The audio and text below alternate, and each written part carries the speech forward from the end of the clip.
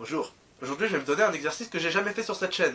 En effet, puisque je compte faire de la critique sous forme de vlog. C'est quelque chose que j'ai voulu faire sur ma chaîne depuis un bon bout de temps, mais que je n'ai jamais fait par manque de courage ou de motivation. Et aussi parce que je ne savais pas de quel film je pourrais parler. D'autant plus que mon niveau d'improvisation est vraiment très bas. Mais je me suis dit, autant tenter et essayer. Alors je ne me revendique pas comme étant un cinéphile aguerri, ni un expert en animation japonaise, bien que je suis quand même pas mal un gros kikou jap. Mais ce que je veux dire par là, c'est que je n'aurai pas forcément une analyse très incroyable. C'est pas très français, mais vous comprenez l'idée, je veux dire. Je ne revendique pas avoir, genre que tout ce que je dis n'est pas parole d'évangile, et que, évidemment, je n'ai pas forcément raison. Néanmoins, je trouvais ça intéressant d'aborder mon avis sur certaines œuvres que j'aime particulièrement, ou en tout cas que j'ai vues récemment. Et du coup, pour commencer, nous parlerons de Tenki no Ko, Les Enfants du Temps de Makoto Shinkai. Alors ce qu'il faut savoir, c'est que moi déjà, je suis pas spécialement fan de Makoto Shinkai, dans le sens où j'ai pas vu toute sa filmographie, j'ai juste vu Your Name juste avant, qui, mine de rien, est quand même devenu mon film préféré, pour dire à quel point il m'a marqué. Du coup, forcément, quand j'ai appris qu'il allait faire un deuxième film, j'ai voulu aller le voir tout de suite.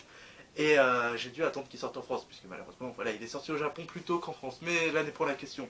Et ce qu'il faut savoir, c'est que Makoto Shinkai, il a des thématiques assez plus ou moins répétitives. Genre, je veux pas dire qu'il fait toujours la même chose, loin de là, mais voilà, tu regardes un film de Makoto Shinkai, tu sais que c'est du Makoto Shinkai, que ce soit dans la direction artistique ou le chara-design, et surtout dans l'histoire qu'il raconte généralement. Tu reconnais parfaitement genre ces thématiques, à savoir souvent c'est des romances qui, comment dire, souvent c'est des romances un peu insolites, comme dans Your Name par exemple, avec l'histoire des changements de corps et tout ça.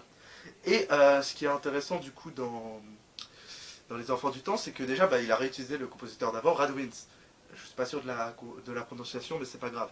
Et en fait, ce qui est très intéressant, je trouve, c'est que les musiques qu'il utilise, et je sais pas comment dire, elles sont très ressemblantes. Genre, c'est pas quelque chose de gênant, mais par rapport à Your Name, c'est vraiment le même style de musique, c'est les mêmes.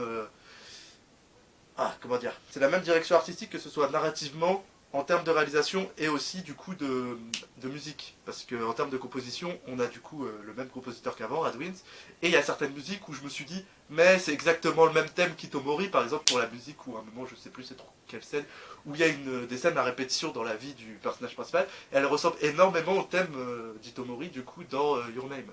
Ce qui n'est pas un défaut en soi, et ça rappelle un peu des souvenirs, parce que le film n'hésite pas à avoir quelques phases de fanservice comme ça. Par exemple, petit spoil, ça gâche pas l'intrigue en soi de le savoir, mais ça peut toujours faire plaisir. Mais en gros, à un moment, dans le film, il y a Taki et Mitsuha, les personnages principaux de Your Name, qui sont dans le film. Et ça sert littéralement à rien. Genre, c'est pas. Tu les enlèves du film, ça change rien. Et c'est ça qui est cool en fait, c'est que c'est du fanservice, mais le film ne repose pas du tout là-dessus, et il ne se vend pas là-dessus. Et personnellement, du coup, j'ai bien kiffé. Genre, franchement, ça fait son petit effet. Genre, quelqu'un qui n'a pas vu Your Name, ça lui fera rien du tout, et en soi, ça va pas le gêner. Et quelqu'un qui l'a vu, il sera content, quoi. Et voilà, il aura ce petit souvenir. Et bref, et du coup, le film en soi, puisque du coup, j'ai même pas dit, il est très bien. Il est digne de ce que a fait Your Name justement juste avant, en fait, selon moi. Parce que, comme j'ai dit, narrativement, tout ça, toutes les qualités qu'on a retrouvées dans Your Name, on les retrouve là-dedans aussi. Néanmoins, par exemple, il y a les développements de personnages qui sont pas pareils. Par exemple, c'est ce que je trouvais intéressant dans Your Name, c'est que ce soit Taki ou Mitsuha, on découvrait plus la vie de l'autre à travers le point de vue de l'autre. Enfin, c'est compliqué à expliquer si vous n'avez pas fait Your Name, mais voilà quoi. Sachant qu'après, malgré tout, on voyait quand même beaucoup plus Mitsuha selon moi, et c'était pas quelque chose que je reprochais. Et du coup, j'ai même pas dit de quoi ça parlait le film, parce que je suis vraiment pas habitué à ce genre d'exercice et ça se voit clairement. Mais en gros, c'est l'histoire d'un mec dont je me rappelle plus le nom, parce que voilà, je suis très mauvais conteur, qui en gros a fugué de chez lui et décide d'aller en fait vivre à Tokyo, sauf qu'il se rend vite compte que la vie c'est pas facile, parce que quand t'as fugué, tu te retrouves à pas pouvoir très bien travailler, surtout quand t'as pas de papier. Et heureusement pour lui, quelqu'un va l'engager pour qu'il devienne, comment dire, journaliste entre guillemets, et qu'il fasse des recherches sur des articles de presse. Et parmi toutes les recherches qu'il doit faire, il doit parler d'une certaine fille soleil qui est liée à la météo, car il faut savoir que dans le Japon, dans l'univers de ce film, il pleut tout le temps, genre c'est la Bretagne en fait. Et du coup, il y aurait une fille soleil qui aurait le pouvoir de faire revenir le beau temps, en quelque sorte de contrôler la météo grâce à ses prières. Et elle s'appelle Ina, il me semble, et du coup les deux vont se rencontrer, et forcément les deux vont changer la vie l'un de l'autre. Et franchement, le film, du coup, oui, il est très bien. Genre, on sent quand même la patte de Shinkai, tout en ayant, comment dire, je suis vraiment pas habitué, c'est horrible. Franchement, le film est très bien parce qu'on reconnaît la patte de Shinkai, on reconnaît sa direction artistique, sa narration, tout en même temps, il a abordé des choses. Par exemple, j'ai l'impression que pour ce film-là, il est parti beaucoup plus loin que ce qu'il avait fait avec Your Name, puisque justement maintenant il est connu, il peut se permettre de partir en couille totale. Et du coup ça fait plaisir en fait de voir que là il n'a pas vraiment eu de restriction de budget et quoi que ce soit, et qu'il a vraiment pu aller encore plus loin que ce qu'il avait abordé avec Your Name. Ça ne veut pas dire qu'il est meilleur que Your Name, loin de là, parce que pour ma part je trouve que Your Name avait l'avantage d'être plus poétique. Parce que bien que là le film est très poétique aussi, il y avait ces éléments dans Your Name qui étaient incroyables. Et, par contre aussi il parle beaucoup du dérèglement climatique et tout ça, et du coup beaucoup de gens le considéraient comme un film écolo, genre un film engagé. Sauf que bah moi je trouve pas tant que ça en fait. Parce que certes il aborde ces sujets-là, il aborde le dérèglement climatique et tout ça, et en soi c'est un peu quand même l'élément perturbateur du film et sur quoi repose le film, mais en soi c'est plus un prétexte à l'histoire qu'une vraie critique de ce qui se passe. Genre, moi j'ai vu le film, j'ai reçu aucun message écologique en le voyant. Genre, je me suis pas dit une fois que j'ai vu le film, ok, faut que je fasse attention à la planète. Pas du tout, loin de là. Bon, après, de toute manière, moi je m'en fiche, ça m'a pas dérangé pour apprécier le film, puisque j'ai pas regardé le film pour voir ce message écologique, je l'ai plus vu pour regarder du Shinkai. Et c'est justement ce que je trouve marrant, c'est que du coup on vend le film, comment dire, on vend le film là-dessus et je trouve ça peut-être pas forcément très judicieux parce que quelqu'un qui voudrait voir le film pour avoir un message écologique, il va pas forcément être très intéressé. Mais malgré tout, voilà, après, moi je dis c'est mieux de le vendre sur le fait que c'est le réalisateur de Your Name, même si, voilà, après ça peut quand même embêter parce que Shinkai il a pas fait que Your Name, il a fait d'autres films qui doivent être très bien que je n'ai malheureusement pas vu parce que voilà, je suis pas un grand fan d'animation japonaise, enfin si j'en suis un, mais je veux dire, j'ai pas eu le temps de tout voir forcément, j'ai fait à mon petit rythme. Et niveau doublage, les doublages sont très bons. En tout cas en VO, j'ai pas vu la VF. Pareil d'ailleurs pour Your Name, parce que pour Your Name, j'aime tellement la VO que j'ai pas envie d'essayer la VF. Mais voilà. Pire conclusion du monde. Du coup, le film était très très beau, franchement très agréable à voir. Si vous avez aimé Your Name, vous devrez aller le voir parce que je pense qu'il peut être très appréciable. Si vous l'avez pas vu, je pense pas qu'il y ait de raison qu'il soit déplaisant. Par contre, le film, j'avoue qu'il a un peu plus de mal à démarrer que Your Name parce que Your Name, franchement, il démarre très vite. Bon, en même temps, déjà, il y a la scène d'exposition plus l'opening dans Your Name qui fait que vraiment, on est directement dans le film. Alors que là, il y a plus, genre, on met plus de temps à comprendre. Genre, moi, il y avait toute la première partie où je savais pas où le film allait, dans quelle direction il allait, et ce qu'il voulait raconter. Et du coup, c'était assez genre déplaisant. Genre, j'étais en train de me dire, est-ce que je vais vraiment apprécier le film? Est-ce qu'il va être digne de Your Name? Est-ce qu'il va être digne de ce à quoi je m'attends? Et au final, oui, clairement, parce qu'après, dans sa deuxième partie, les enjeux commencent à arriver, l'histoire commence à arriver, le rythme, et surtout, pour moi, c'est genre, le rythme est quand même moins bien tenu que dans Your Name, parce que dans Your Name, le rythme était tellement bien tenu que tu voyais pas le film passer, parce que genre, il se passait tellement de choses, mais en tellement peu de temps, genre, il se passait tellement de choses que tu avais l'impression que ça faisait déjà 1 heure que tu regardais le film, et en fait, révélation, bah, t'étais qu'à 20 minutes de film. Même si là, il y a aussi cette sensation-là, mais c'est plus vers la fin où il se passe énormément de choses. Et c'est génial, surtout le climax final, avec les personnages, il m'a quand même un peu fait penser au climax de Your Name, mais je le trouve mieux réussi dans ce film-là. Euh, plus. Genre, il y a une meilleure mise en scène, plus action, genre, c'est plus rythmé. Et surtout, bah voilà, après, y a la scène finale, clairement, c'est là où on voit qu'ils ont été plus ambitieux. Même si, encore une fois, pour la scène finale, enfin, genre pour la grosse scène qui est marquante et tout avec la musique, j'ai préféré quand même celle de Your Name. Je sais pas trop, en fait, j'aime les deux. Mais bon, dans Your Name, il y avait toute la poésie avec qui allait, qui faisait que il y avait du sens. Tu vois, t'étais là, wow, mais quel génie ce Shinkai, mais je t'aime, fais-moi des bébés. Et là, du coup, il y avait un peu moins ce côté-là, mais c'était cool quand même.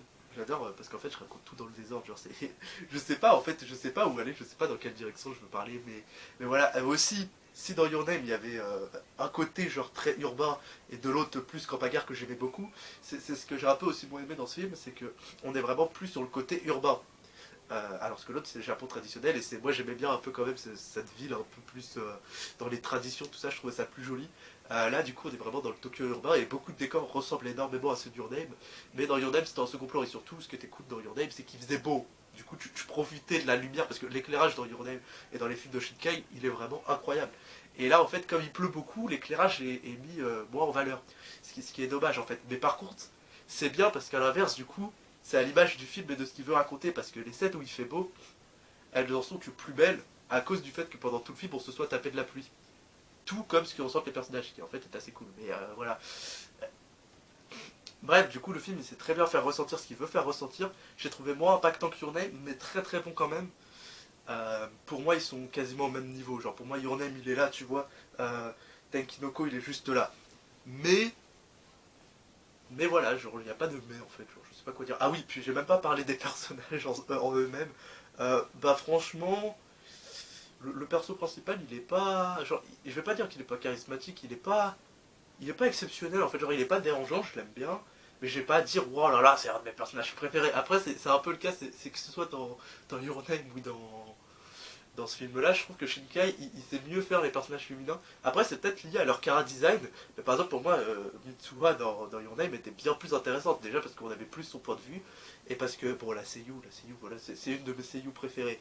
Mais, comment dire, même si, et là c'est pareil en fait, parce que l'autre personnage, donc Ina, il me semble, encore une fois, je suis pas sûr, avait un chara design plus intéressant et une histoire mieux exploitée, je trouve, puisque voilà, c'est pas vraiment une fille normale, et genre, malgré tout, les deux sont quand même très importants, donc tout comme dans Your Name, il ne pourrait pas y avoir de film sans Taki, bah là il peut pas y avoir de film sans ce personnage-là, mais je l'aime un peu moins, voilà. Et puis il y a le petit frère de Ina, il s'appelle Nagi, je m'en suis rappelé de ce nom parce que, petite blague sur tout le monde veut prendre sa place, et il est cool. Franchement, genre, j'adore ses interactions avec justement le perso principal. Genre, j'adore ce personnage-là.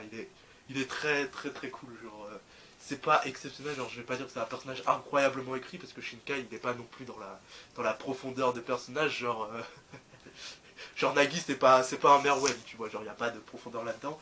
Mais c'est leur histoire qui les rend très bien écrits et qui fait que, genre, les interactions sont là. Genre, il n'y a pas besoin d'avoir des putains de bons personnages sophistiqués du moment que tu arrives à leur faire avoir une histoire qui, elle, vaut le coup.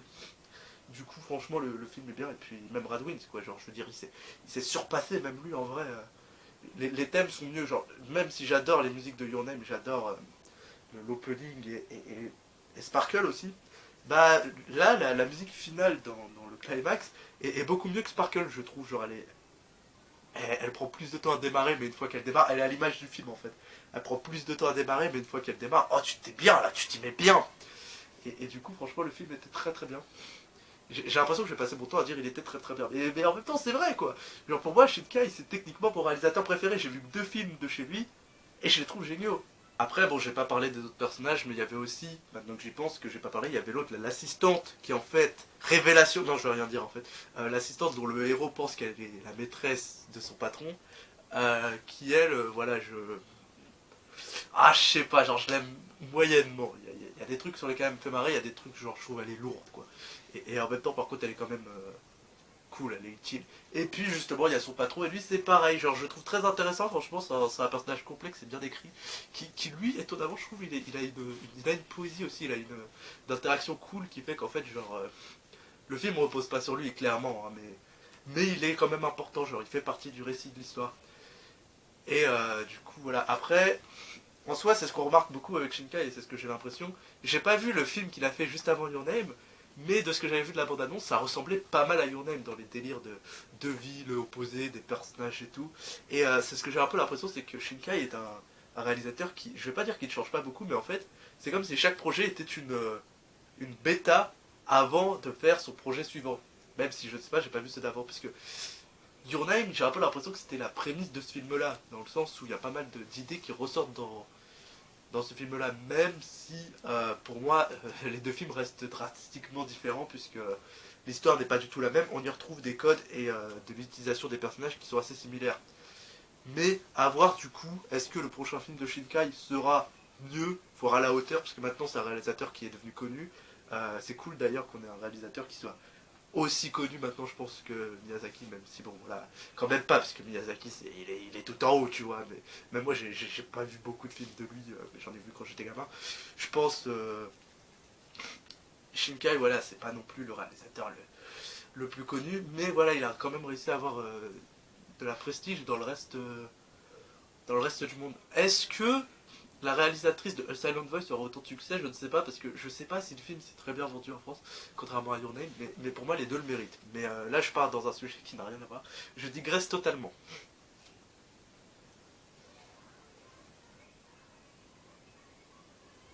Bref, je crois pas que j'ai grand chose de plus à dire sur le film, à part qu'il était vraiment bien, que c'est clairement peut-être pas mon film préféré, mais je sais pas en fait. Genre, j'arrive pas encore à dire si c'est la hype qui parle, si c'est le fait de l'avoir vu récemment et le fait que j'ai pas revu Your Name entre temps. j'ai quand même cette sensation que genre il y a Your Name, il y a le côté nostalgique qui ressort. Mais en même temps, quand j'ai vu l'autre film, j'ai eu de la nostalgie pour Your Name, plus la nouveauté. Du coup, c'était génial, quoi. Ah bref, c'était cool. Franchement, j'ai rien de plus à dire en fait. Genre, c'était cool. Tout ça, genre tant d'argumentation juste pour conclure par un c'était cool. Bah écoutez, voilà. J'espère malgré tout que cette vidéo vous aura plu. Peut-être que j'en ferai d'autres, des petites critiques sous forme de vlog comme ça, parce que je trouve ça quand même assez marrant. Par exemple, j'ai bien aimé le faire. Puis comme j'ai dit, c'était quelque chose que j'ai toujours voulu faire et que je voulais essayer. Du coup, à voir. Puisque, voilà, je sais pas. Mais, je suis malade. Voilà, on va conclure sur un je suis malade, parce que sinon je saurais pas quoi dire.